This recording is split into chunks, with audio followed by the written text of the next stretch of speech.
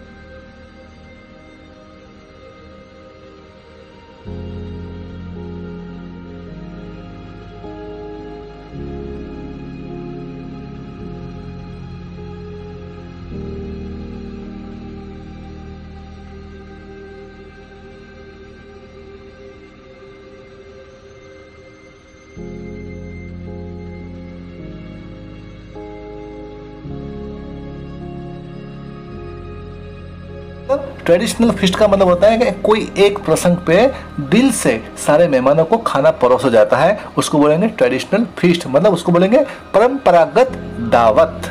Reading is fun. Question number 1, what were the preparation in the palace for, मतलब palace के अंदर महल में कौन कौन सी प्रिपरेशन चल रही थी, कौन सी तैयारियां चल रही थी। तो इसका आंसर है there were preparation for grand feast in the palace, वहां पर एक भव्य दावत की प्रिपरेशन चल रही थी। Question number 2, why did the maharaja go into the kitchen in the afternoon, maharaja भाई दोपहर के बाद किचन में क्यों गए, उनको वहां जाने की क्या जरूरत हुई।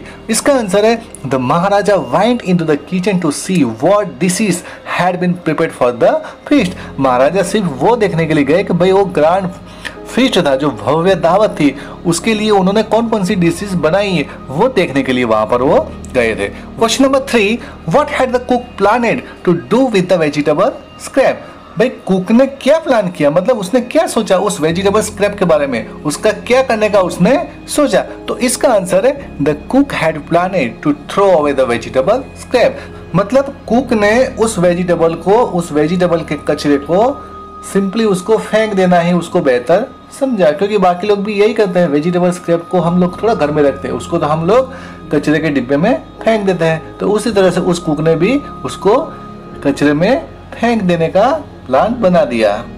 Question number 4, ingredients. चलो सबसे पहले आपको मैं बताना चाहूंगा कि इंग्रेडिएंट्स का मतलब क्या होता है। इंग्रेडिएंट्स का मतलब होता है तत्व। Ingredients are the things that are used to make a dish. ठीक है भाई, इंग्रेडिएंट्स एक ऐसी चीज वस्तु है कि जो एक डिश बनाने के लिए जरूरी है। Circle the ingredients of AVL in the box below. अब एवियल बनाने के लिए कौन कौन से इंग्रेडिएंट्स के आपको जरूर है उसके ऊपर आपको गोला लगाना है, सर्कल करना है। तो सबसे पहले चिली चाहिए, कोकोनट भी चाहिए, मतलब जो टेक्स्ट बुक में जो रेसिपी दी है हम लोग उसी के ऊपर गोला लगाएंगे। गार्लिक भी चाहिए, मतलब लहसुन भी चाहिए। अब ग्राउंड नट इसमें नहीं था, रोस्टेड पीनट नहीं था, ब्रोकन बैंगल्स नहीं था, वुड नहीं था, कर्ड था। ठीक है, तो कर्ड इसमें उस डिश में उसने डाला है। वेजिटेबल स्क्रैप्स तो चाहिए भाई, क्योंकि उसके बिना तो ये एवियल डिश अधूरी है। फिर उसके अंदर करी लीव्स था। तो मतलब ये जो यहाँ पर आपको 6 इंग्रेडिएंट्स दिख रहे हैं वो सारे आपको उसमें डालने पड़ेंगे, तब जाके केरल की ट्रेडिशनल जो डिश है वो बन के तैयार हो जाएगी। Question number 5, state whether the following are true और फॉल्स। मतलब ये आपको देखना है कि भाई कौन सा सही है और कौन सा गलत है। तो first one, the king had order A dinner in the palace. भाई किंग ने क्या रात्रि भोज का ऑर्डर दिया था? सही है कि गलत है? मतलब ट्रू है कि फॉल्स है? तो इसमें आएगा ट्रू। ठीक है। Second one, no one had heard of और टेस्टेड एवियल बिफोर। किसी ने भी इस जो मतलब नया वाला डिश है उसका कभी ना नाम सुना था और ना कभी उसको चखा था। भाई सही बात है, हाँ एकदम सही बात है, क्योंकि उन लोगों ने भी फर्स्ट टाइम उसको बनाया था, तो भाई उसके लिए भी ये डिश एकदम नई थी। तो इसमें आएगा ट्रू, सही है। Third one, the cook had planned to make another dish using the vegetable scrap. उन्होंने कोई दूसरी डिश बना ही नहीं थी, उन्होंने बस सिर्फ एविल बनाया था। तो ये आएगा यहाँ पर false. Okay, a recipe is a list of direction to prepare a dish. Recipe क्या होती है? एक डायरेक्शन होती है, मतलब एक आपको दिशा सूची, मतलब आपको गाइड करती है भाई कैसे उस डिश को बनाना है। The following sentences are not in order for preparing aviyal, number them in correct order. मतलब यहाँ पर आपको कुछ सेंटेंस दिए गए हैं कि जो एवियल बनाने के रेसिपी है, लेकिन वो उलट सुलट है। ठीक है, तो आपको उसको सही कर, उसको करेक्ट ऑर्डर में करना है। तो ठीक है, तो फर्स्ट आपको दिया है कि wash and clean the mix of vegetable bits. First सबसे पहले आपको क्या करना है? Wash and clean the mix of vegetable bits. मतलब जो सारे वेजिटेबल के जो भी टुकड़े हैं उसको आपको पहले वॉश एंड क्लीन करना है। उसके बाद सेकंड क्या आएगा? सेकंड आएगा ये वाला आएगा, cut the vegetable scrap into long strip. मतलब सारे वेजिटेबल के जो स्क्रैप है, जो जितने भी टुकड़े हैं उसको एक लंबी लंबी पट्टी के आकार में उसको काटना है। थर्ड वन आएगा ये, grind some coconut, green chillies and garlic. आपको ग्राइंड करना है, मतलब उसको पीसना है। किसको? कोकोनट को, हरे मिर्च को और लहसुन को। फोर्थ नंबर में क्या आएगा? Whip some curd and mix it in. आपको कर्ड को मथना है, मतलब उसको मथना है। वाइप का मतलब क्या होता है? उसको मथना, दही को आपको मथना है और उसके अंदर आपको मिक्स करना है। फिफ्थ नंबर पे क्या आएगा? pour some coconut oil on top. आपको उसके ऊपर कोकोनट का ऑयल उसके टॉप के ऊपर, उसके ऊपर में आपको थोड़ा सा डालना है। और सिक्स नंबर पे क्या आएगा?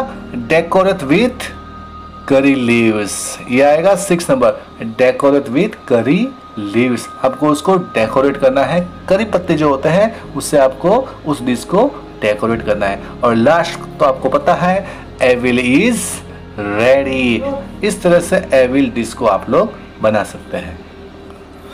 Question number 2, given in the box are some things that children do after they reach home from school. मतलब यहाँ पर कुछ चीजें, यहाँ पर कुछ बातें यहाँ पर की गई है जो बच्चे स्कूल छूटने के बाद जब घर पहुंचते तो ये सारी एक्टिविटीज करते हैं। तो आपको क्या करना है? Choose 5 things that you do when you reach home from school, write them in order. मतलब आपको क्या करना है? स्कूल छूटने के बाद जब आप घर पर पहुंचते हो तो आप कौन सी एक्टिविटी कर रहे हो उसको आपको ऑर्डर में उस एक्टिविटी को आपको लिखना है। तो यहाँ पर फिल इन द ब्लैंक्स यहाँ पर दी गई है। तो उसमें क्या आएगा? फर्स्ट में क्या आएगा? First I put away school bag. मैं अपनी स्कूल बैग को रख दूंगा। Then I change out of school uniform. फिर मैं इसके बाद अपना जो यूनिफॉर्म है, स्कूल का यूनिफॉर्म है, उसको मैं चेंज करूंगा। Next I wash up. मैं अपने हाथ पैर को धोऊंगा। उसके बाद आएगा after that I have lunch. उसके बाद मैं खाना खाऊंगा। और फाइनली क्या आएगा? इसके नीचे दिया हुआ finally I do the homework. I do the homework. तो बच्चों आपको ये समझ में आ गया होगा।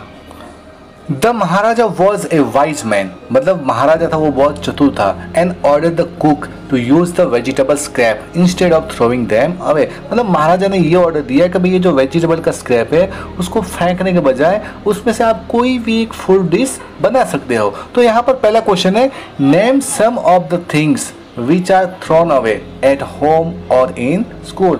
आपको ऐसी कोई चीज के बारे में बताना है कि जो आप स्कूल में भी फेंक देते हो और अपने घर में भी फेंक देते हो। तो उसका आंसर है answer scraps of papers, cardboard boxes, used ball pens, vegetable peels, leaves and twigs, left food, etc. are thrown away at home or in school। मतलब ये जो सारी चीजें हैं वो अपने घर में और स्कूल में उसको हम लोग फेंक देते हैं। B. Sit in groups of 4 and think of interesting ways in which they can be made useful. Sit in group of 4 मतलब 4 के ग्रुप में आपको बैठना है and think of interesting way मतलब आपको अच्छे अच्छे रास्ते ढूंढने हैं which they can be made useful. इसका आंसर है we can make things of decorative articles and compost with them.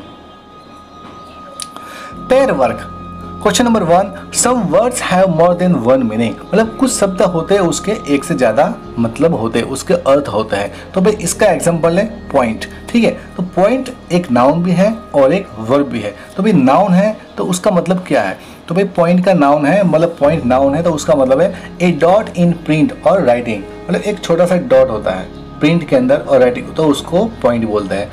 Full stop को भी क्या बोलेंगे, पॉइंट बोलेंगे। डेसिमल को भी पॉइंट बोलेंगे।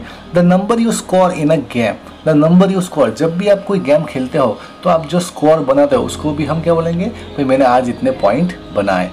इसके बाद ये जो पॉइंट है वो वर्ब भी है, जैसे कि टू पॉइंट तो इसका मतलब होता है टू शो मतलब कुछ बताना कुछ दिखाना मतलब किसी के और निर्देश करना कोई इशारा करना, ठीक है। और कॉल अटेंशन टू समथिंग किसी को अपनी ओर ध्यान देने के लिए कहना, ठीक है। इसका मतलब ये होता है या किसी को अपनी ओर ध्यान देने के लिए कहना। ओके, तो आपने पॉइंट का नाउन देखा और वर्ब देखा। Look up the following words in the dictionary. Look up मतलब ये जो सारे वर्ड्स है आप उसको डिक्शनरी में देख सकते हैं। They may have more than one meaning, list this meaning मतलब उसके एक से ज्यादा भी मतलब हो सकता है। अब यहाँ पर है फर्स्ट वन है ग्राउंड।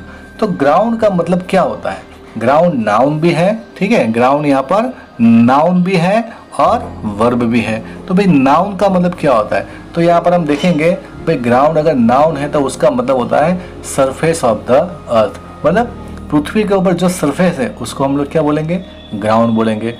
और अभी हमने बात की थी भाई ये वर्ब है, तो भाई वर्ब कैसे, भाई ग्राउंड तो नाउन है यार, वर्ब तो कभी हमने सुना नहीं है। लेकिन नहीं बच्चों, आपने ग्राइंड शब्द सुना होगा, ग्राइंड आपने इस लेसन में सुना है। ग्राइंड का मतलब होता है पीसना और ग्राउंड का मतलब होता है पीसा मतलब वो भूतकाल है, पास्ट टेंस है, ठीक है। तो अभी आपको समझ में आ गया होगा भाई ग्राउंड है वो ग्राइंड का पास्ट टेंस है।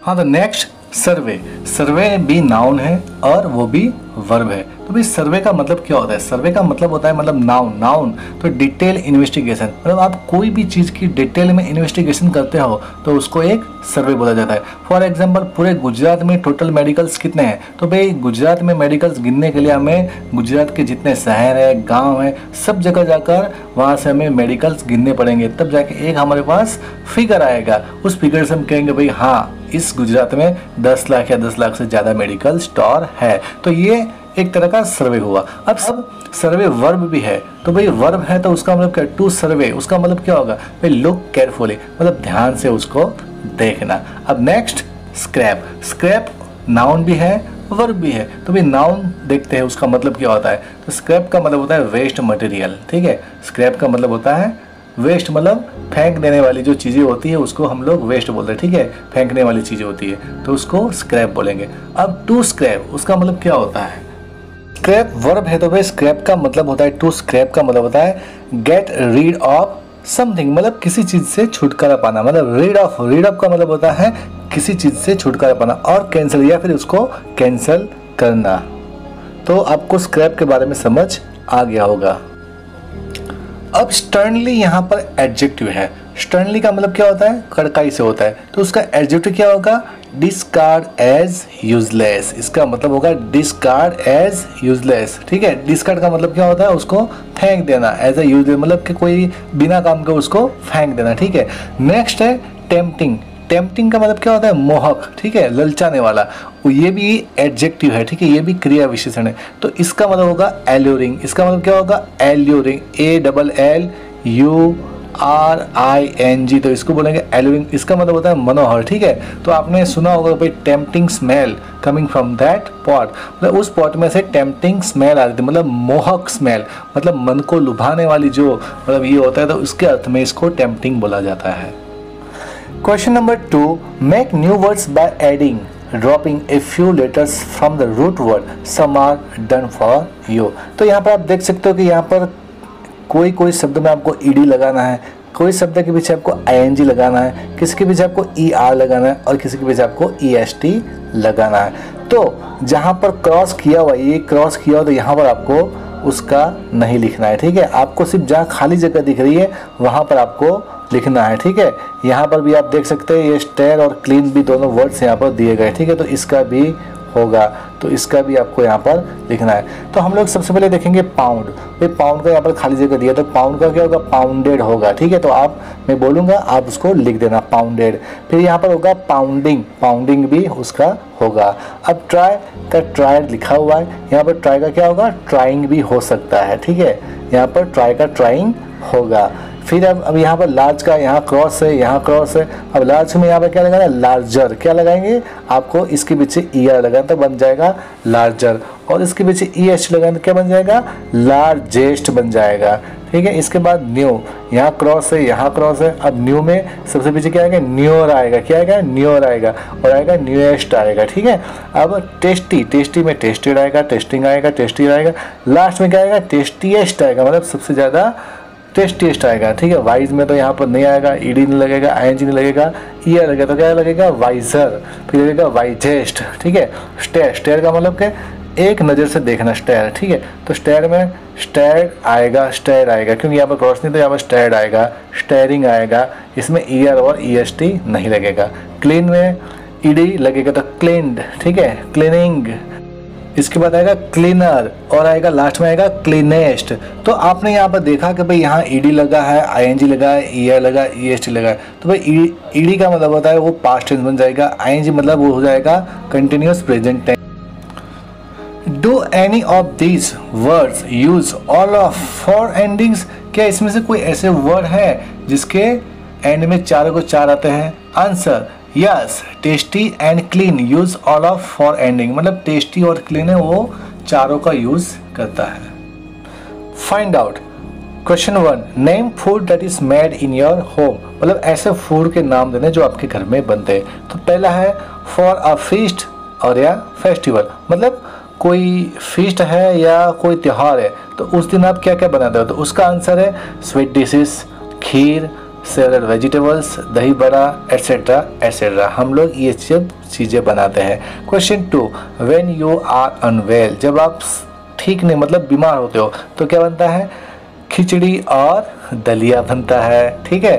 थर्ड वन, एवरीडे, एवरीडे क्या बनता है? मतलब रोज आपके घर में क्या बनता है? Chapatis, vegetable, pulses, rice, curd and salad, जो सबके घर में बनता है। और question number 2, aviyal is a dish made in Kerala. आपको पता है कि भाई एविल डिश है वो केरला की फेमस फेवरेट डिश है जो वेजिटेबल स्क्रैप से बनती है। तो यहाँ पर do you have a similar dish in your state made from a mix of many vegetable, क्या आपके स्टेट में कोई ऐसा स्पेशल सब्जी बनता है कि जो मतलब मिक्स ऑफ वेजिटेबल्स ऐसा कुछ है? तो व्हाट इज इट कॉल्ड? भाई इसको, भाई आई एम फ्रॉम गुजरात, तो हमारे गुजरात में ऊंधिया बनता है। क्या बनता है? ऊंधियो, उसको बोलेंगे ऊंधियो। तो वो क्या होता है? मिक्सचर ऑफ वेजिटेबल होता है, उसमें तरह तरह की वेजिटेबल्स को डाला जाता है, उसमें बहुत तरह की वेजिटेबल्स होती है और उसको एक सब्जी के रूप में उसको बनाते हैं, उसका नाम है, उसको ऊंधियो बोलते हैं, ठीक है। Note down the ingredients used to make it, आपको उसके इंग्रेडिएंट्स उसमें बहुत सारे होंगे, वो आपको इंटरनेट से मिल जाएंगे। उसमें एक तो बहुत तरह की सब्जियां, जितनी भी सब्जियां मिलती है वो सारी की सारी सब्जियां उसमें डाली जाती है और उसको ऊंधिया बोलते हैं। और वो स्पेशली उत्तरायण के दिन, मतलब काइट फ्लाइंग जो डे होता है उस दिन उसको बड़े चाव से खाया जाता है। और उस दिन फाफड़ा और जलेबी भी लोग खाते हैं, बहुत चाव से खाते हैं। होप डेट ये मेरा पढ़ाने का तरीका आपको पसंद आया होगा। अगर आपको पसंद आया है तो इस वीडियो को लाइक कीजिए, शेयर कीजिए और इस पर कमेंट कीजिए। और इस तरह के और भी वीडियो अगर आपको देखने हैं तो प्लीज़ इस चैनल को सब्सक्राइब कीजिए। थैंक यू, जय हिंद।